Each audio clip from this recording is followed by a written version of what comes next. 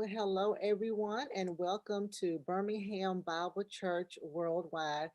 We want to welcome everyone in this virtual space. So, good morning, greater rising, whatever it is you like to say. If you are in Birmingham, happy Magic City Classic Week to all of you who are down there having a great time. But we are just excited that you have decided to join us here on today or either to watch the playback. You are in store for a treat. You're going to get some great information brought to you by some great speakers on this great day. And so we want you to help us get the word out about this broadcast on today. This is our very first mental health conference and not the last. But please share this information. Please share this broadcast. Please take notes so that you can refer back to those notes especially when you need it. And so we've actually tackled certain subjects on our Winning Wednesday as pertaining to mental health awareness. We've done it before. We even tackled it a little bit on the men's conference we had. But this is the first time that we are solely dedicating all of our attention to mental health. And why is that important? We did not realize that this was World Mental Health Month. I thought it was in May. I think May is something totally different, but this is the month that the whole world likes to raise awareness of mental health issues. And so that is so important because people need to get the support they need. We need to reduce the stigma that we can't have a therapist. We need to reduce that. I think years ago, even when I was growing up, you just didn't talk about mental health. You know, if somebody mentioned it, it was because they was referring to somebody in a mental institution. But that is not the case. And so I'm so glad that even years ago, I think it was last year after COVID really came, that you had celebrities talking about it, you had sports figures talking about it. And so we're excited about the information that's going to be given on today. Each one of our speakers is going to take a few minutes to tackle a different subject pertaining to our mental health. And so if you have any questions, please place them in the chat room so that our speakers can either address them now or they will address them as you reach out to them on a personal level. And so we're going to get started here on today. And so our very first speaker is Miss Tammy. She is with TC Counseling and Consulting Services. We've been knowing her for years. She is here in the Birmingham, Alabama area. She has a team of people. She is really growing. I was looking at some of her stuff. I'm like, man, Tammy is doing it. She's got multiple locations, but we are just so glad to have her on today. And so she is going to deal with the topic, I believe, of depression. So hello, Miss Tammy. Good morning, Lady Pam. How you doing? I'm good. How are you? Fine. You know you and Dr. Mason family, so whenever y'all call, it had to just come on to the plate. We sure appreciate it. You always one of our favorite people. Like we know Tammy can talk about this. So Yeah. thank you so much. Well, yeah, I'm going to be talking about the topic of depression. So that's what I'm going to be sharing today. So let's see. Got to get to the slideshow. Begin. All right. Can we see? Yes, that's perfect. We see it fine. Okay. So first of all, I want to thank Birmingham Bible Church, Dr. Mason, and Lady Pam for having me. Y'all are just such a big inspiration and always come through for me. And Lady Pam, you saying you looked at my stuff. Did you see my other announcement? No, Location. I didn't see that. New location on the east side. I think we talked about it. You were building something the last time we talked, or getting it renovated or something. So yeah, so I'll be having y'all to come out and bless that place like you did in 2019 for the TC Transformational Center. Yeah, awesome. Okay. Yeah, I'm gonna put this down so I can make sure I see. All right. So I am Tammy Kaufman, the owner of TC Counseling and Consulting Services.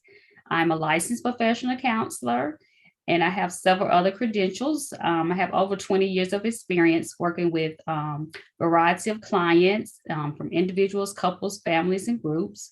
We have a team here of different therapists here at TC Counseling.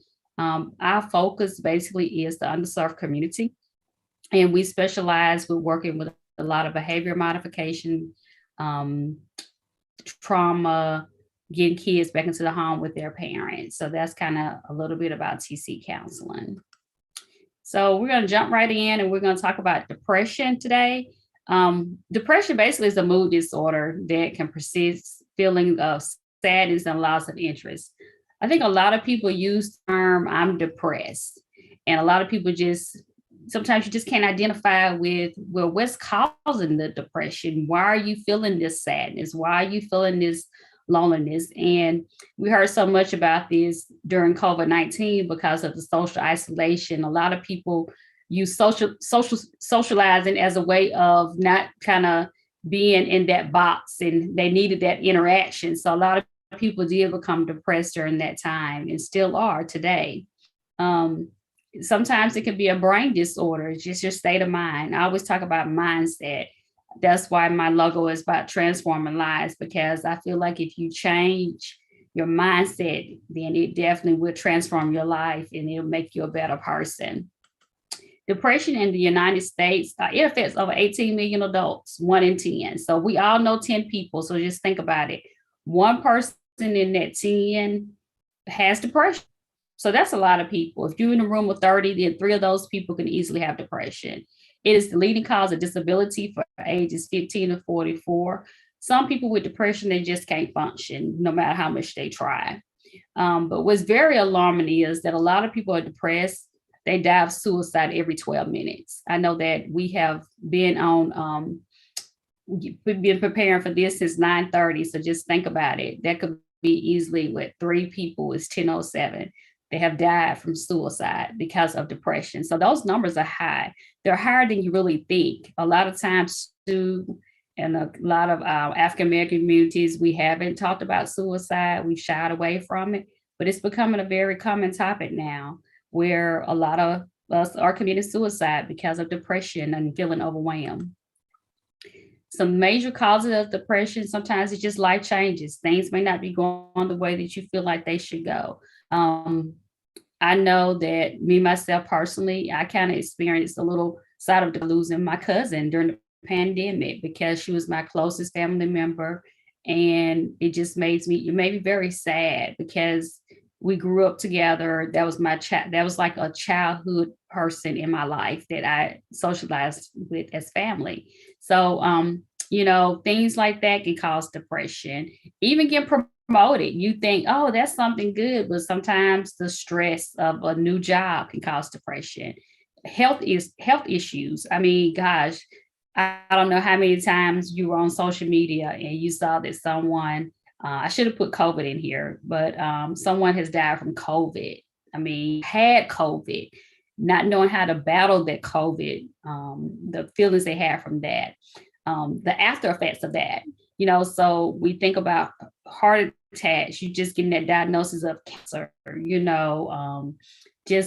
that could be going on with your body that can cause you to be depressed.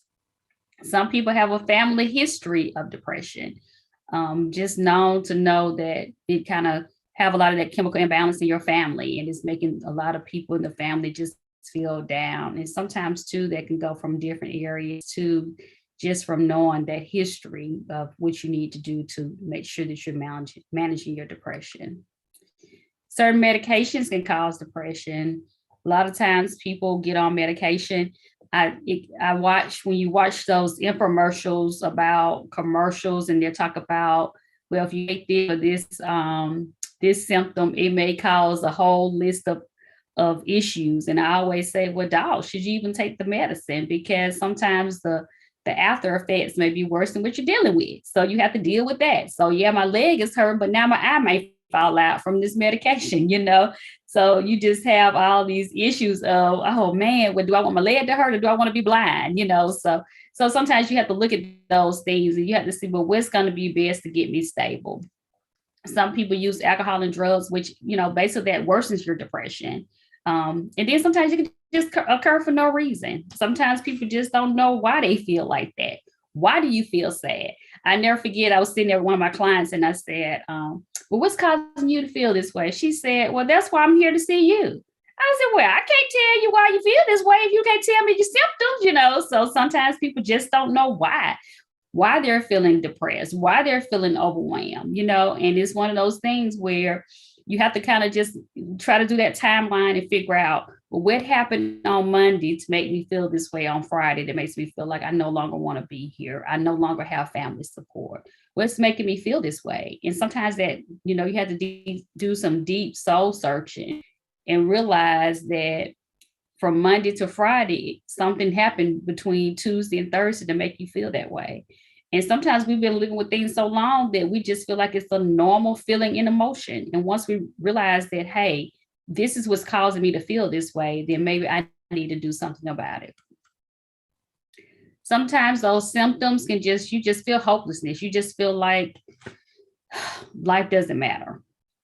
Don't have an interest in anything. You hear people just run around, used to be vibrant people, love other people, going out, but now they just don't want to do anything. No energy, hard concentrating, just hard to sleep, low appetite. Some people overeat, just thoughts of death, just no longer want to be here. And you try to convince people and you say, hey, you have something to live for. But at that moment, if they feel like they don't, they have to realize that I do have something to live for. I do have my kids. I do have this. You have to get them to see the good things in life. And when a person is depressed, sometimes it's hard to get them to see that because their mindset is on right now. Sometimes just those empty feelings can just lead to you just not want to be here.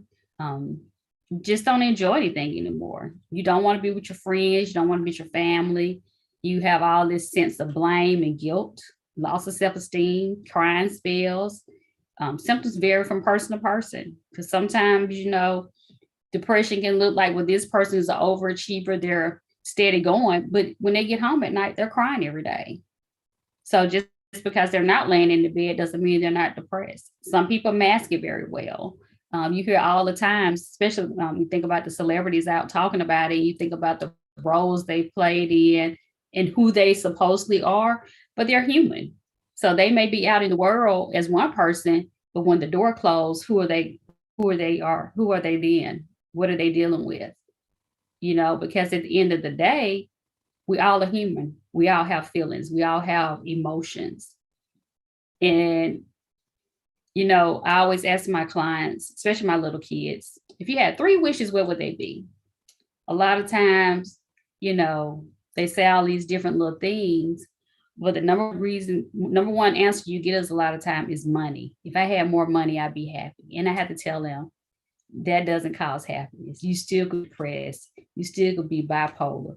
You still could be dealing with postpartum depression. You still could be dealing with anxiety.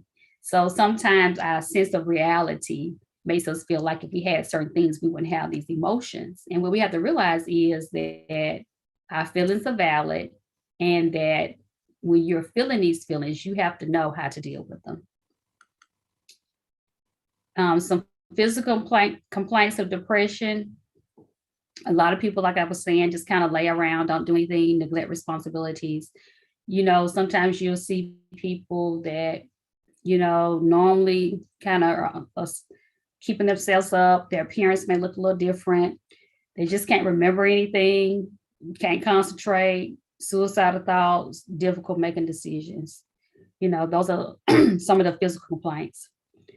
Some of the types of depression, major depression, bipolar depression, seasonal affective depression, postpartum depression.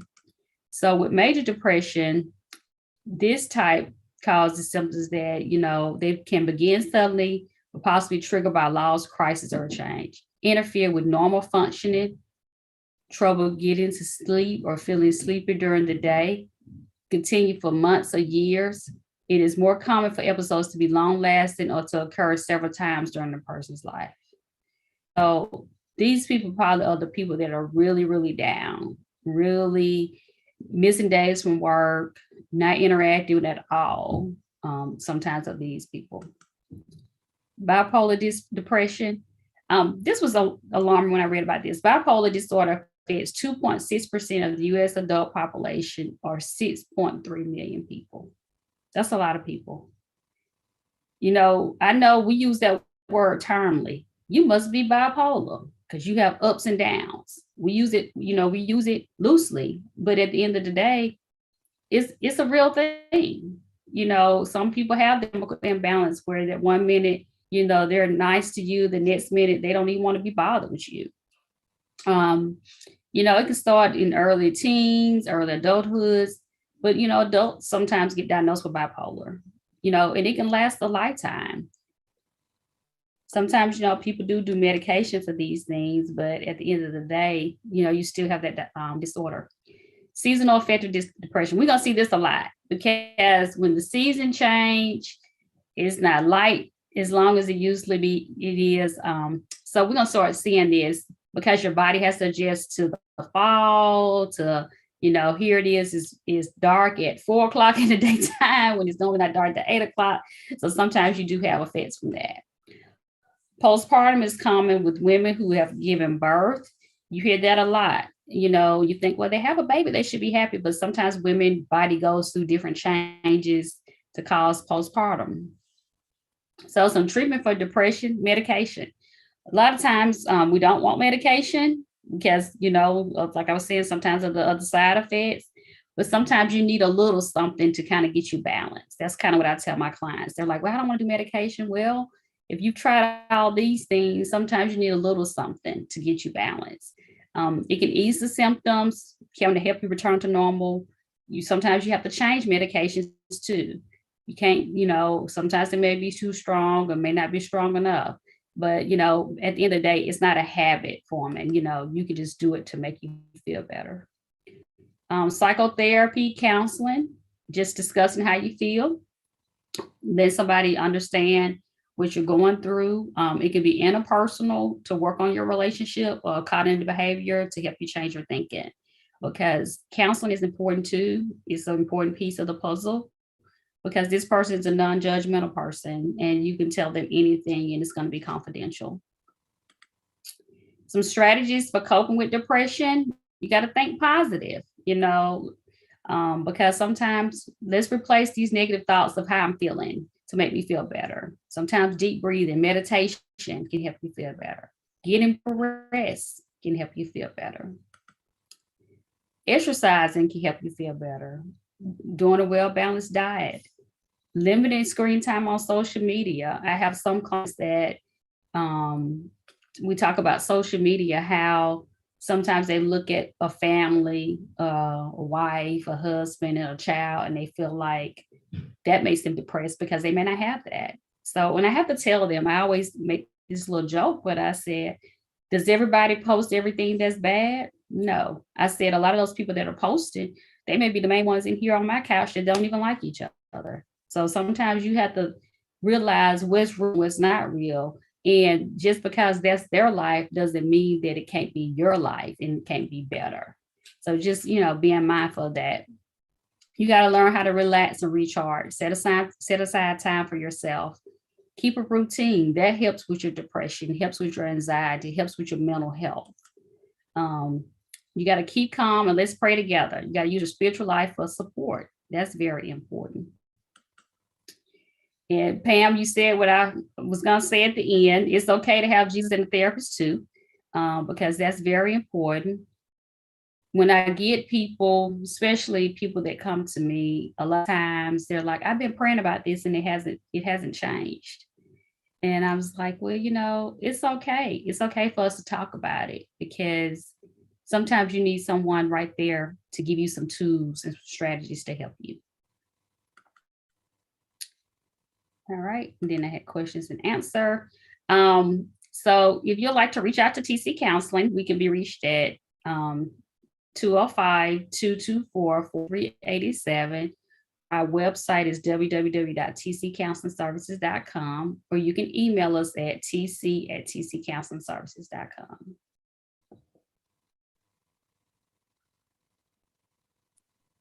Awesome, Tammy. That was very in-depth. You talked about so many things, just kind of what depression looks like. And you're right, it looks different for everyone, for adults, for children.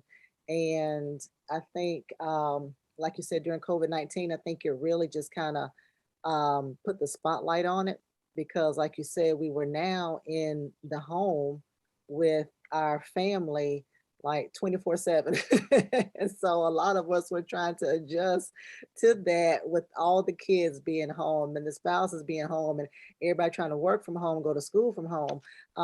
And so it really limited the interaction that we can get from others. A lot of us did Zoom or what have you, but it wasn't the same. But you did, I mean, this was awesome. The strategies, how some people need medication. I remember last year my grandmother passed, and I've never been a person who's been, depressed or whatever. and all of a sudden I couldn't sleep, and I'm just thinking it's just normal. And a family member said, "Why don't you ask your doctor for something to help you sleep?" And I said, "What?" And so I called her, and she said, "Yeah, that's normal." And it was something short term, but like you said, those life changes. And I don't have to take it anymore, but still, those life changes. Sometimes you may need something um, chemically to help if there's something going on that's an imbalance. So that was awesome, Tammy. Thank you for sharing that great information. We appreciate it. Can you just tell our viewers one more time how they can contact you for an appointment? I know we referred several people to you already. Yeah, we can be our agency is TC Counseling Consulting Services. We're located here in Birmingham and do in-person appointments. We do telehealth appointments. And we can be reached at 205-224-4387 or www.tccounselingservices.com for more information. Great, awesome. So don't forget, she does in person and she also does virtual appointments, telehealth. So no excuse. You can get, and she does take insurance.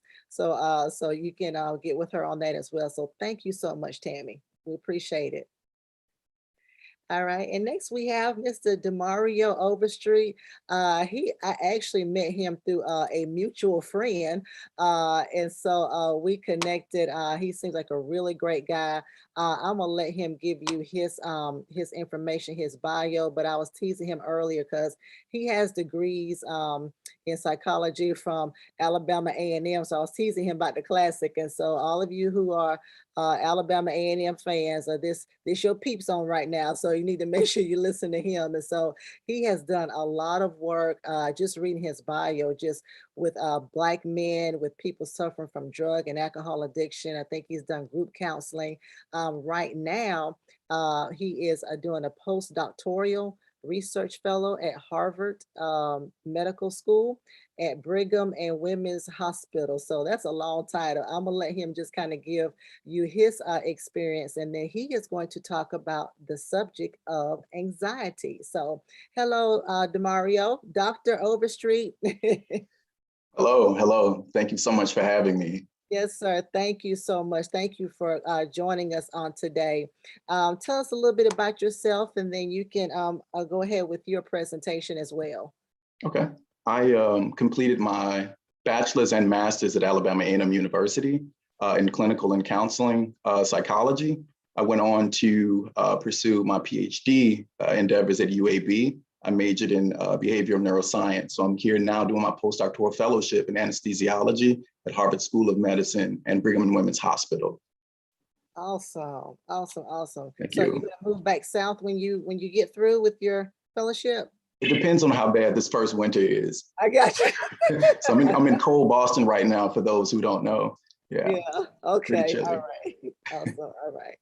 Well, talk to us about the subject of anxiety, which is probably what a lot of us are also experiencing right now with COVID and everything that's going on. Even me and my husband talk all the time about these situations, like George Floyd and Breonna Taylor and all those, and sometimes that has created anxiety too. And so, yes, please go ahead and tell us about anxiety. Give me 1 second to set up my screen.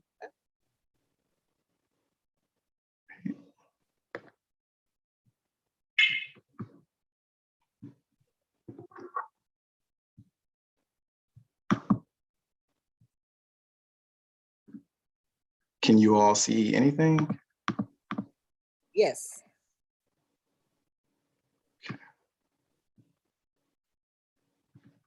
Make sure. So, yep, we see it. It's perfect.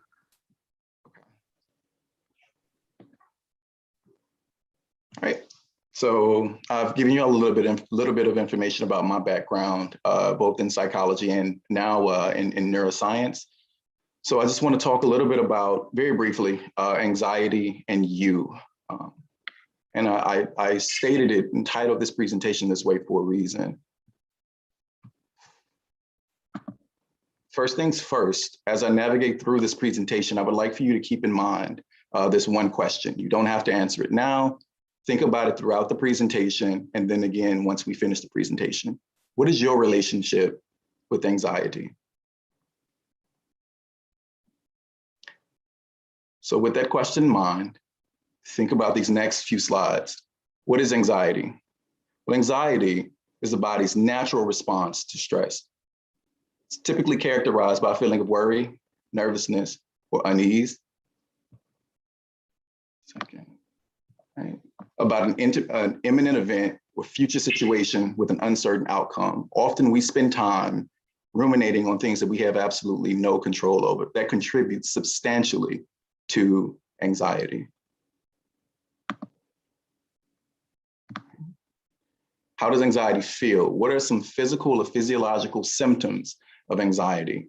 You may notice that when you're anxious, you experience one or a combination of the following symptoms: strong, fast, or irregular heartbeat, dizziness, tiredness, you're just extremely fatigued, trembling or shaking, excessive sweating, shortness of breath, stomach ache, a difficulty falling asleep or staying asleep, insomnia.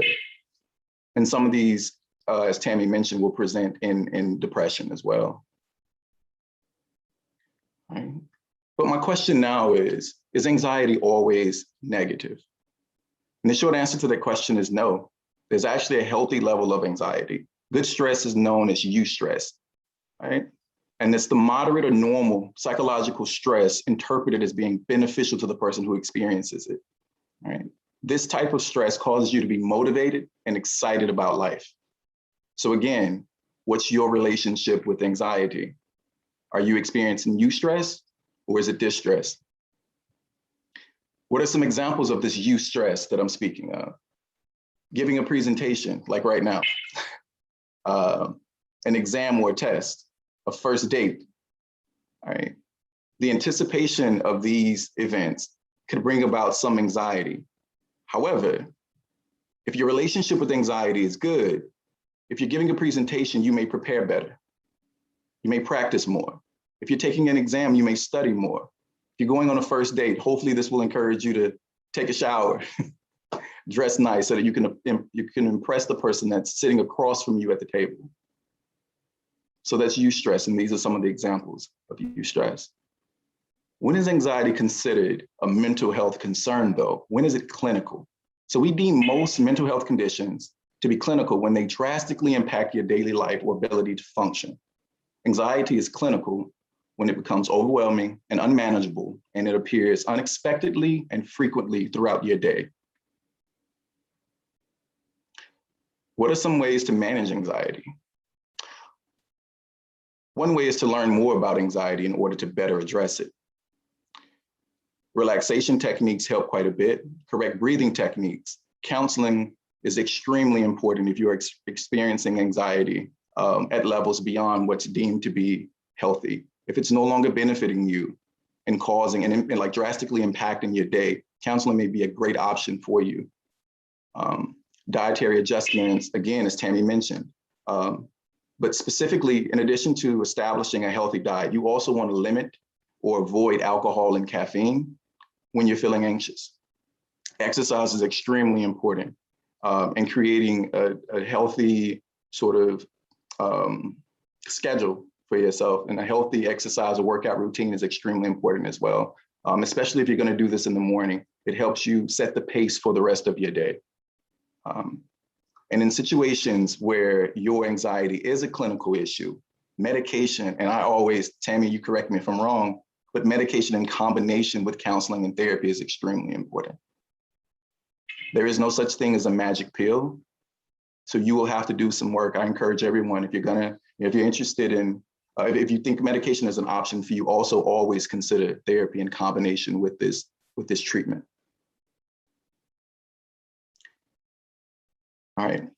So again, I ask, what is your relationship with anxiety? Is it eustress that you're experiencing, that good stress that motivates you and forces you to be better every day, helps you prepare more, and helps you enjoy life, encourages you to go out and to do new things? But my question to you right now is, what can you do today to better manage your anxiety and improve your mental health? I just want to thank you all so much for listening to me and I hope you have a really great weekend. This is my contact information if anyone's interested. Feel free to reach out if you'd like to discuss any of these topics further, or if you have any questions. Awesome. Thank you so much, Demario. Let me ask you a question, and Tammy, any one of y'all can answer this. Some people have, triggers that may cause anxiety that may be outside of, a presentation. Maybe it's a parent that causes anxiety, or maybe it's that job they're going to. Are there some things that people can do? Because for some people, maybe they cannot associate with their parent as much, or when they do associate with them, what are some things they should say? Or if they have this boss that just causes anxiety, and it's nothing that the person did, it wasn't like they're coming into work late all the time or something. Are there some things that they can do to kind of help with anxiety when dealing with someone face to face? You got anything like that? Yeah. So off the top of my head, one thing that I think is really important is to not keep those emotions bottled in. I think that it's really important in situations. So I always tell people there are very few things in life that we actually have control over, but you also can't let them have that much control over you. I think counseling is a really great option for someone experiencing something like that they can't control. I think writing, journaling helps a lot, and also having a conversation with that person that's bothering you to at least communicate what your issues are. Often the other person doesn't know unless you make that clear. And I think that when you do, if you're in a situation where you have to constantly be in contact with this person, that's one reason that counseling is so helpful. You no longer have to carry those negative feelings and burdens around with you. You have some place to breathe and let those out. Tammy, what are your thoughts? I agree with you on that, and also gives you opportunity to role play some things that you can say to that person in an appropriate manner, because when your emotions take over, you never know what you may say. So it gives you opportunities to build up the courage to be able to say, identify how I feel, because it's about how I feel, not putting the blame on how you make me feel. It's about how I feel. And sometimes people receive it more when you're expressing yourself, because you're letting them know how I feel. Communication styles are important too with expressing yourself, because you got to know if that person is an aggressive communicator, or, and if you passive and they're aggressive, then you may not get that I feeling out, so just be able to talk about those type of things are very important. I love journaling. I give my clients journals all the time. And some people don't like to physically write. I tell them, use your phone, put the notes in your phone, because now with technology, a lot of things you can do, a lot of apps for that too. Meditation, just having that quiet moment to check in with yourself. And when you mentioned job, Ms. Pam, I'll be transparent. I thought about me working at the school, and I knew it was time for me to leave when I started having those feelings of anxiety of pulling up somewhere I no longer was happy. I agree wholeheartedly. Yeah. Mhm. I remember that conversation that you had with us, and you told us about that, and you're right. So that's good. Yeah. Sometimes anxiety is a way to get you into your purpose of what you're supposed to be doing. Yeah. Mhm. Yeah. And I think about that all the time. I said, 3 years later, if I would have been disobedient and stayed there, I wouldn't even be able to say my testimony of the things that God has done for me. But I had to get that uncomfortable feeling of not knowing what was wrong with me. Some of those things I talked about in depression, not knowing what was wrong with me. Why am I feeling this way? Why am I feeling sad? I love my job. I had to get that uncomfortable feeling to the point of it became so unbearable. I knew I was not living in my purpose anymore. Well, thank y'all. Those are great tips. Those are great tips. Thank y'all so much. Awesome information. Demario, just share with us one more time how people can contact you on Twitter, because because people who are watching, you can contact them directly if you want more information, if you need some additional help, if you want to schedule, appointments virtual or in person. So tell us one more time on Twitter how people can contact you. Sure. Yeah. So Dr. Overstreet 06. 06. Yes. Okay. All right. Thank you. Dr. Overstreet 06. We got it. Thank Thank you you. so much. Thank you. You're And welcome. last but not least, we have Dr. Lawrence Murray. He has been with us before. He is assistant professor of psychology at Langston University. He is very active in the practice of clinical therapy and psychological research. So we have had him on here before. Such a pleasure to meet with him and to talk to him again. And Dr. Murray is going to help those of you who are living with someone or know someone who has a mental disorder. He's going to help us how to navigate being around them. And so, hello, Dr. Murray. Hello, how are you? I'm doing great, doing great. Thank you again for joining us today. You can briefly tell people a little bit about yourself as well before you get started. Absolutely. Dr. Lawrence Murray, originally from Los Angeles, California, moved to Oklahoma in 2005. And interesting migration here, was at UCLA, there in their neuropsychological institute there doing research, and was called here because of a former CFO at Pepperdine University became the president of a smaller college here. And so here I am and came to serve. I've been teaching now for over 20 years, I believe. That's a little scary. And like Ms. Kaufman, I operate Dr. Murray's mental health and consultation services. And so we're grateful for that. And as you can see, I don't know if you know, I'm here at the university now, committed to Saturdays. I have some students, some of my research students outside my office here. I told them if they come on camera, I'm gonna bust them up. But I'm here committed to Langston University with our students here, and just excited to be here. And of course, Lady Pam, also excited to be with you.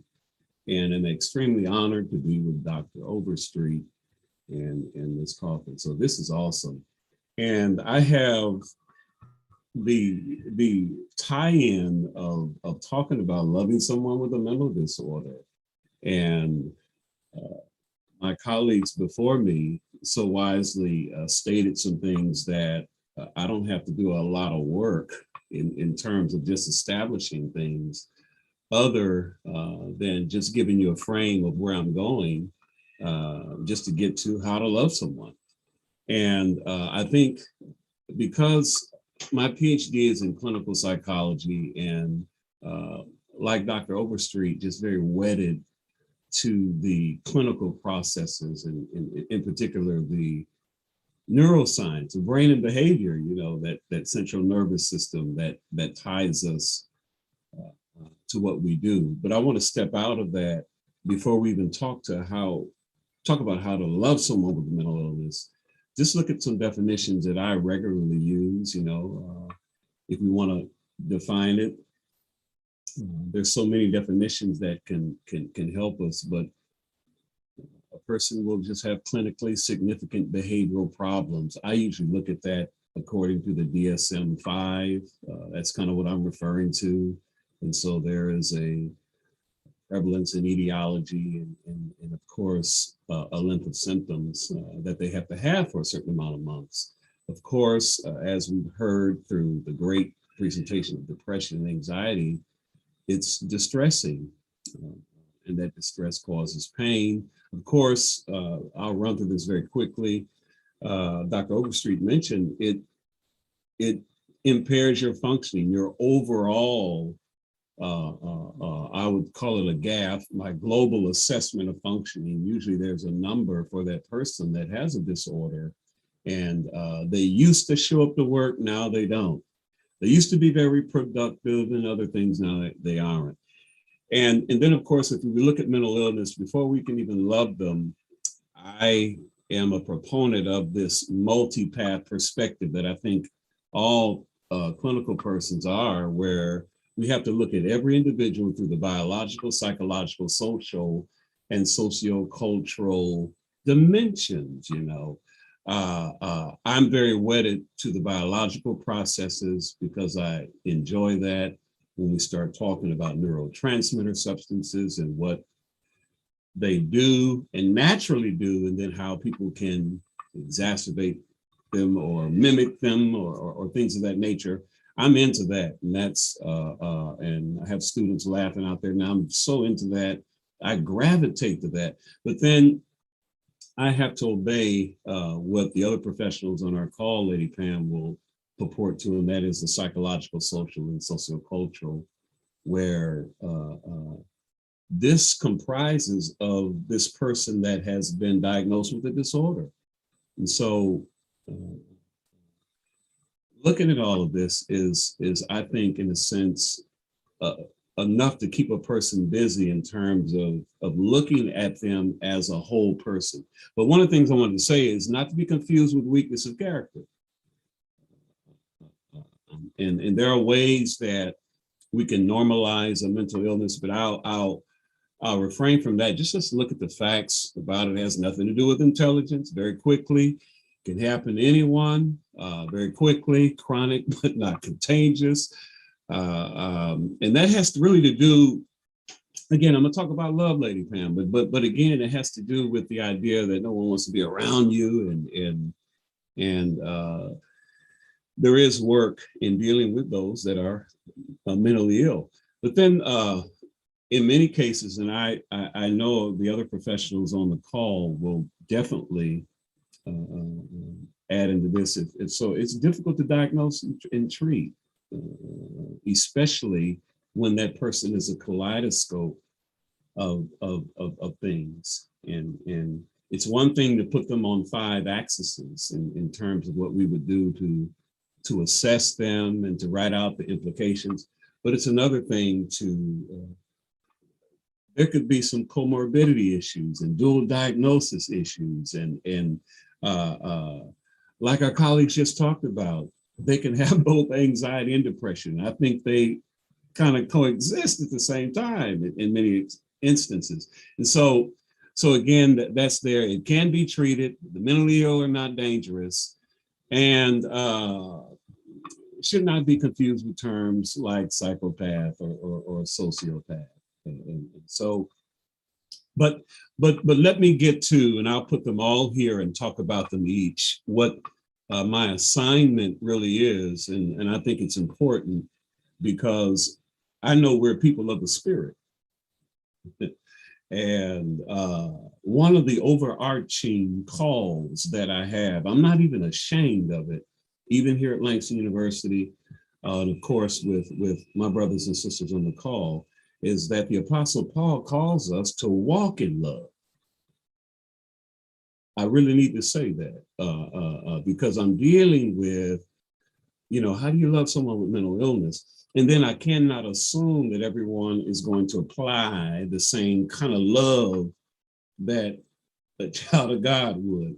I hope y'all understand where I'm going with that in terms of what love means to certain people. But I do believe that what we have here, and what I want to go through very quickly, is literally how to understand or provide support for someone who's suffering from mental illness. It can already be overwhelming. We learned it can be emotionally exhausting. And so we need to know a level of support. And so here we are. Here's some quick insights that I believe we can level your love in mental health. You got to level it. And there are levels to it. If Pastor James Mason was preaching, he would talk about Sturge love and agape love, and he would break it down and phileo and all those derivatives of love. But and we're not opposite from that. But not everyone's going to walk in that agape love. So if we level our love and mental health, one of the first things we got to do is embrace empathy and validation. So how do you love someone with a mental illness? We live in a society where empathy is often doled out on a competitive level. You know, we can feel bad for a person as long as their circumstances are the worst we've heard today. You know, we can appreciate the struggle as long as it didn't easily overcome something similar, you know, in our lives. And in reality, empathy and validation it wasn't designated to work that way. You know, sometimes empathy sounds like this, and here it is. I don't know how to help you, but I'm sorry you're hurting. And I have to mention that sometimes in the faith community, we can have that kind of veneer or spirit, right? If I can apply it there. And, you know, we can have a lot of trouble, but then we will parallel it and say, well, at least you have a roof over your head. And so when we empathize with the people in our lives without needing to hold their circumstances up against ours or anyone else's, then we will lessen the chance that our loved ones feel alone in their pain, you know. So, you know, I'll get to something else. But validation is simply the acknowledgement that a person has a feeling. So this goes beyond saying my loved one or the church, someone in the church ministry, someone on my job has a mental disorder. It's literally validating them that they feel that way. You know, man, I understand that you're angry right now. I've been angry. I understand that you have anxious moments right now. You may not understand the whole scope of it, but allowing that person that has this mental disorder to see that we acknowledge what they're feeling can give them the freedom to accept that feeling and kind of move on without allowing that feeling to create a barrier. I hope you understand that. And if I move further, avoid saying things like do better or even don't say try harder. Now, and let me qualify that because, you know, if you have an asthma attack, what they're going to say, try harder at breathing. You're not going to do that. It would be ineffective. It'd be unsafe.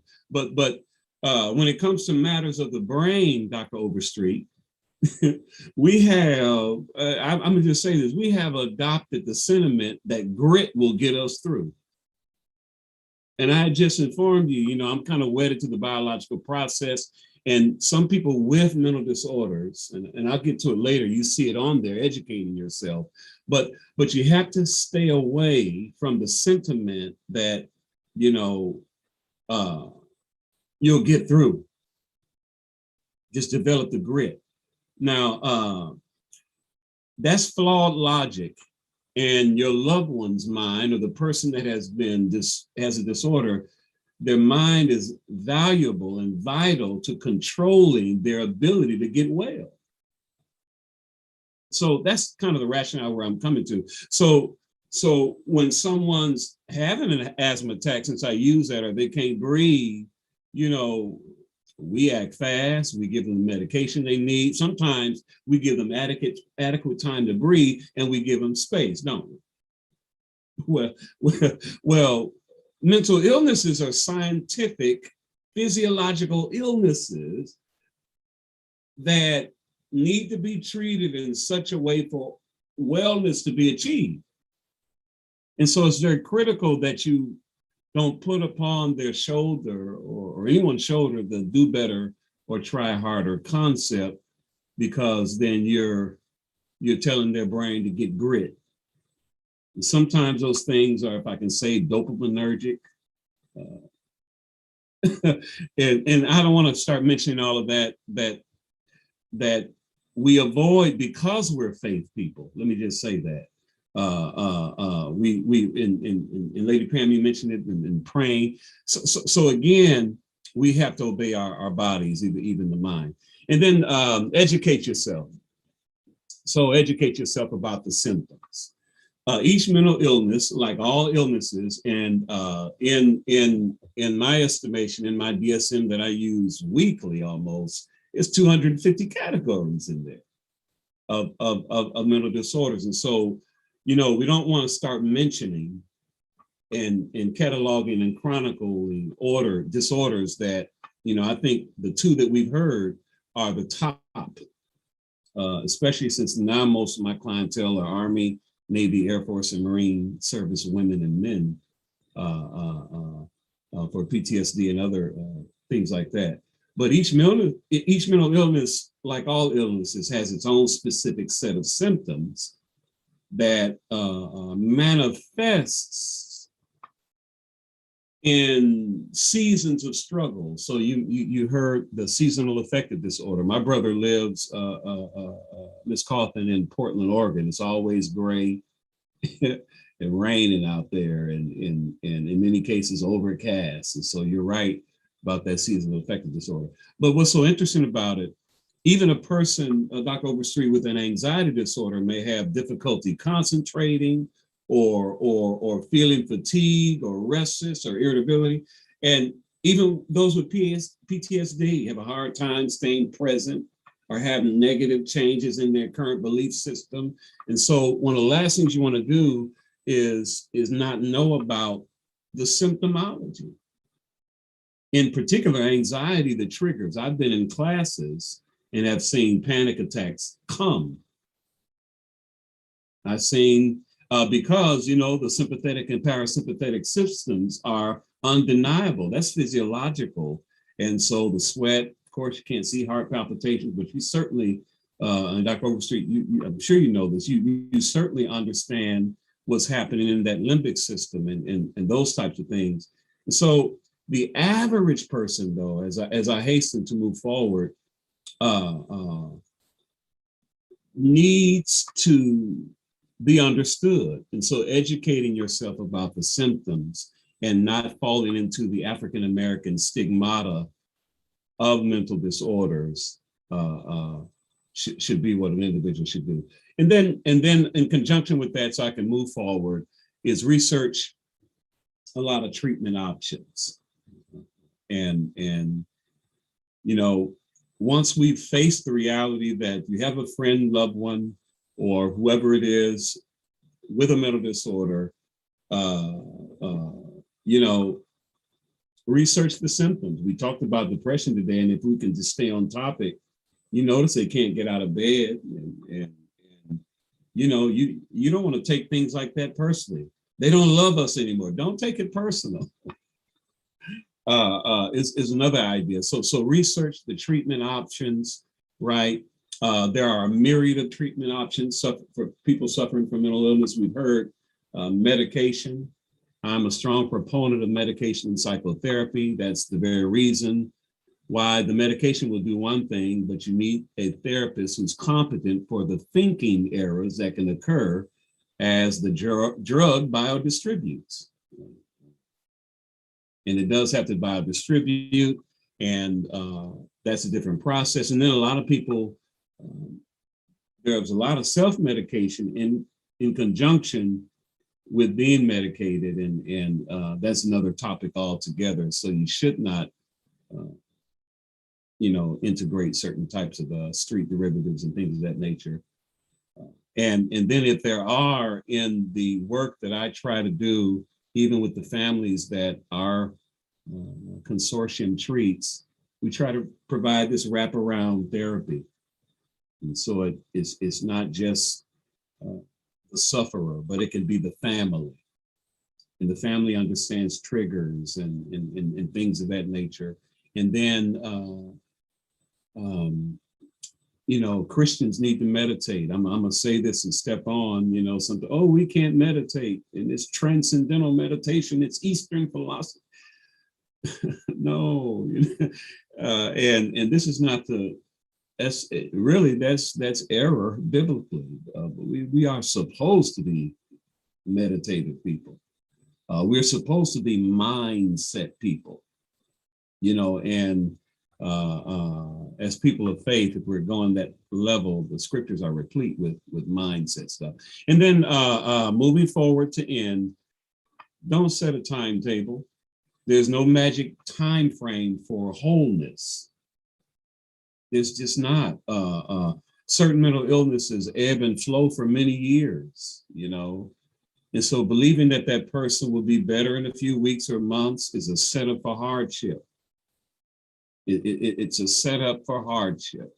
And when they move forward, and then when they regress, when they have victory stumbling blocks, developing new coping mechanisms, new seasons and things of that nature, we have to let go of our idealized timetables.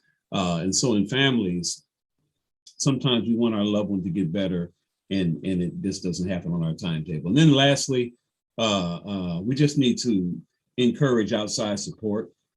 So community, congregational, and professional support. If you know, I would go to Dr. Kaufman's LLC in Alabama, because it's a community of support. And one of the first things I hear, and only met her today, is that they're going to create a safe place for you. And so part of that, for especially the African American community, is making sure that person feels safe. Having social support is big in the research on many levels, if we're going to love better. And then the last thing, just remember that people with mental illnesses are not subtly different people because they're sick or they've been diagnosed. When they're struggling, they're not extraordinary or monsterish and all of that kind of thing, but circumstances have changed, but they're the same person that you've always loved, but you have to love them in more context. Thank you so much. My contact information is before you. Several emails, because those are the universities that I serve, and there's my number there, 405-922-8911. Thank you so much. Thank you so much, Dr. Murray. Wonderful presentation, great tips. Let me ask you something, because I know there are family members who, you know, they want to help, you know, they really want to help their loved one. And how can they help without being intrusive?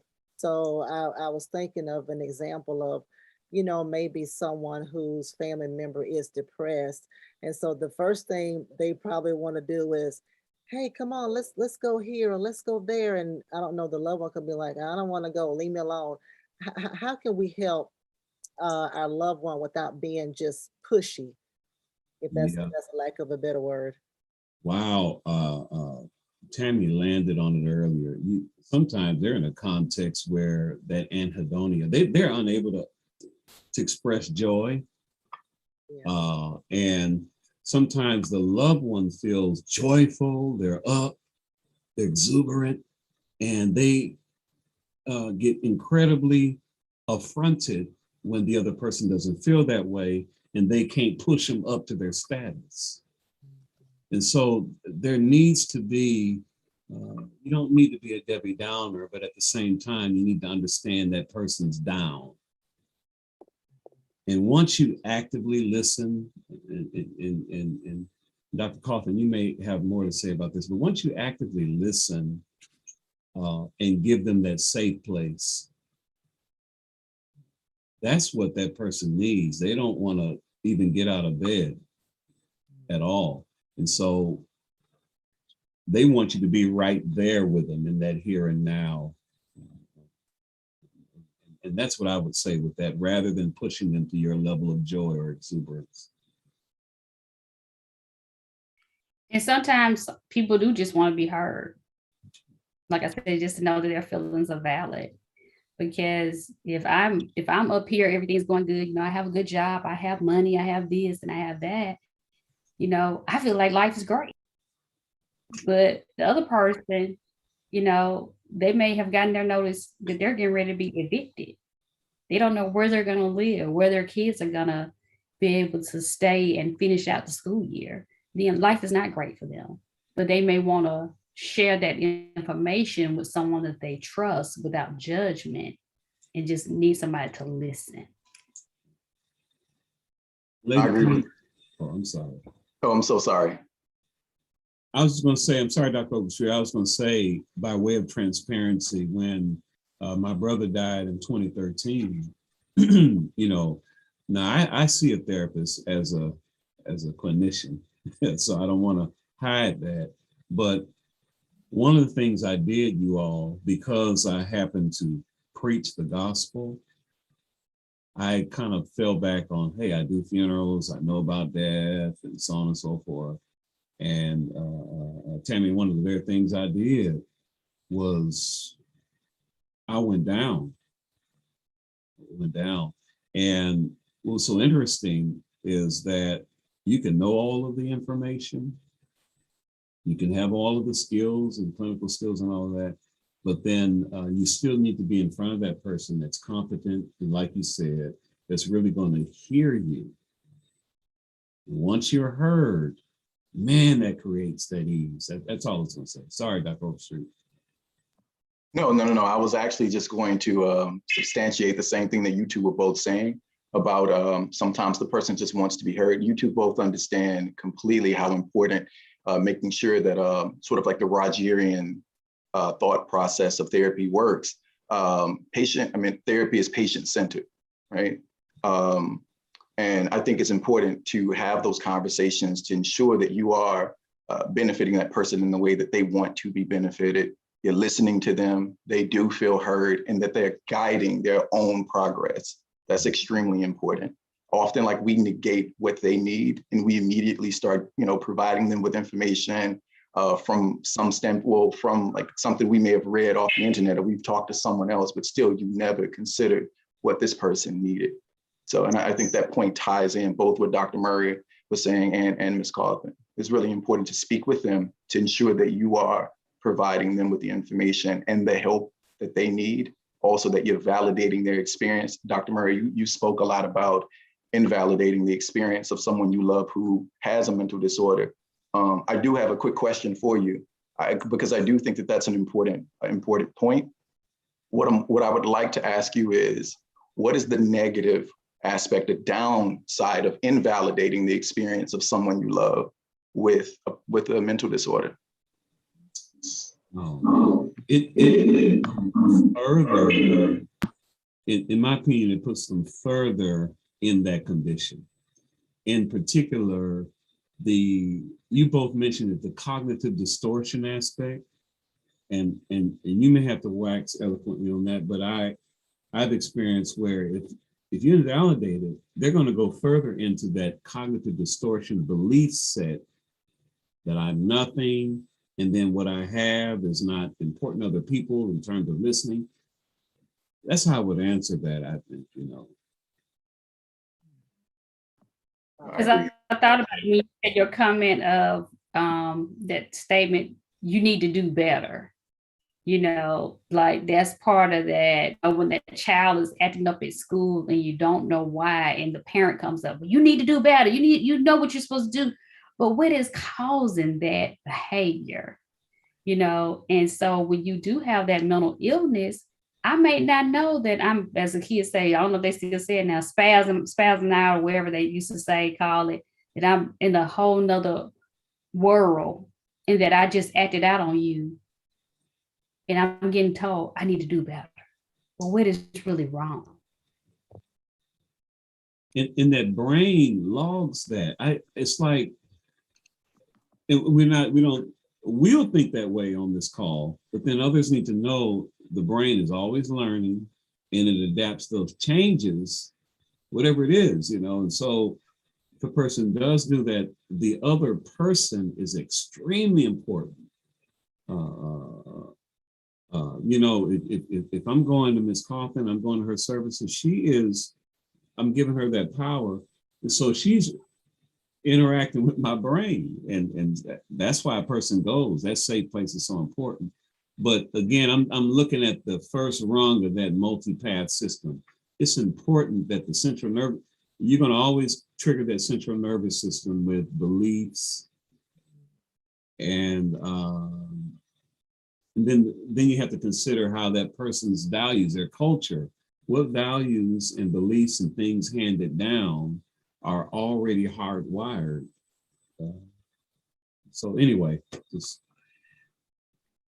No, this is good. I like what y'all said about, letting the person guide their own process. Because if you're living with someone, someone, you're like, the first thing you just want to help. You want to help, and I'm trying to help you, and why won't you let me help you? And it could be just too just overbearing. And then, like you said, Dr. Murray, kind of, if you're not validating their feelings, like this is okay, or wherever, then it puts them further down into their mental illness. That's I never thought about that. I did have one question, because as a family member is trying to, help their loved one, and they're actively listening to everything that their anxieties or their depression, how does that loved one just shield themselves from exhibiting or taking on those same exact symptoms? Because if you're kind of like by association, if I'm hanging around somebody who's doing XYZ, I may start doing XYZ. So how can a loved one shield themselves from exhibiting those same symptoms? I think that was my last question. Anybody want to tackle it? Yeah, so I guess I'll start it off.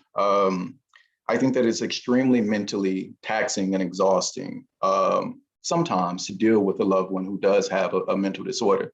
I think that one great place to start is ensuring that you are taking care of yourself mentally, and that if you feel that therapy is a good option for you, that psychotherapy is a good option for you, then you pursue that route as well, because it's just as much a burden for a caretaker. As we know, in any sort of hospice in healthcare, it is extremely burdensome for someone who's a caretaker, just as much as it is someone who's afflicted.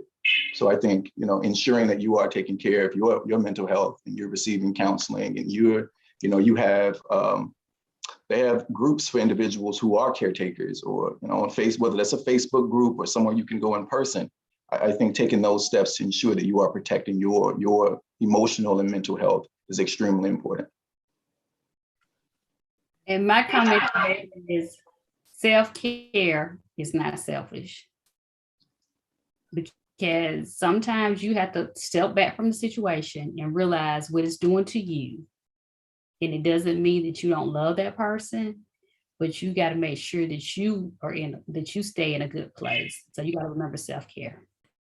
Agreed. what they said. You said what they said. Amen. Good. All right. Well, this was awesome, y'all. Thank y'all so much for doing this. We've been having some good comments and feedback on social media. So you all have helped someone. We're going to broadcast this particular segment later on this evening, so people can catch it. We'll do it again next week, so people can get the information. So thank y'all for your time. Viewers, please know this, that it's okay to not be okay. Sometimes things happen. Things happen in our lives. We have events, situations that come up, and so it just kind of throws us off balance. And so it is okay to have Jesus and a therapist. Dr. Murray, you talked about meditating and how some people think it's some kind of ancient Arabic thing, but Pastor Mason always says, meditate means to go over and over again. So if you want to meditate on a scripture, whatever your meditation is, you need to do that. So this was great. If you people who are watching, if you know someone who has a mental disorder, please throw them a lifeline. Be that support system for them. Let's together recognize these depressive and anxiety type disorders that are happening amongst us. And so let's make sure we're doing all we can. Of course, you know how to reach all of our viewers, all of our speakers on today. They actually gave all of their information. Thank you for joining us. Okay, and remember, we have all of our events that are listed on our website at bhambc.org. Of course, on tomorrow, Pastor Mason is doing Continuing the Family series. It's going to talk about parenting. So viewers, make sure you are watching that. We are 8 and 11 o'clock tomorrow. So 2 times. You do not want to miss any of those messages. Next Saturday, we have Ms. Shada Spikes, who's going to talk about free scholarship money. So that's one thing, parents, you don't have to stress about. Please join us next Saturday at 12 noon. Central Standard Time. If you're interested in it, please email me, Lady Pam at tcowi.org if you would like to be a part of that. The month of November is going to be great for BHAM BC. We are celebrating several years of doing ministry. And thank y'all for supporting. Thank y'all for watching what has happened on today and all of our events. We're trying to bring forth just a lot of information to you that you can use for your life and for your living. We have a expo that's coming up in November. If you have a business that you want to showcase on our website, which is also part of a National Christian Database, please go to our website. Make sure you plug in that information in the business directory. Do that as well. We have an expo that's coming up. You can tell about your business, and we'll show that on our on November 27th, which is the Small Business Saturday. So we're going to do that as well. So a lot of great things are happening. Thank you to all of our speakers on today. Thank you for joining us. To all of our viewers, we like to do this. We love doing this. We love bringing you topics that's going to encourage you, to empower you, to edify you, and that's always going to help lift you up and to make sure that we are just living our best life here on earth. So thank you so much. Thank you, Demario Overstreet. Thank you, Tammy. Thank you, Dr. Murray. Thank you so much for everything, for all your support, for how you came on today and just really encouraged our hearts. So any final words from any of you guys before we dismiss? Thank you for having us. Thank you. Hey, thanks. Dr. Murray, I think I would like for you to close us out in prayer, just to pray for those who are dealing with mental issues and for family members who are having to deal with them. Can you close us out in prayer? Yes, I can. Okay, thank you. As we reverently bow and pray, dear God, our Father, just thank you for your grace and your mercy.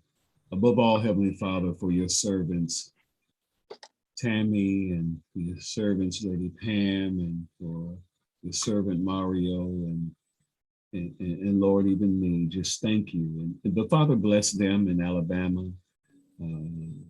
Bless her, Heavenly Father, her business and her consultation services. Heavenly Father, bless Tammy's family, bless Lady Pam and Pastor Pam, Heavenly Father. And then, dear God, I ask that you bless Brother Overstreet as he's in Boston and finishing his postdoc. Heavenly Father, give him everything that he needs now and in the future. Heavenly Father, bless the Bam Bible Church, dear God, and just we thank you for your grace and your mercy. Now, please help a family, help loved ones, and help those who are suffering with mental illnesses, that they'll be favored. In Christ's name we pray. Amen.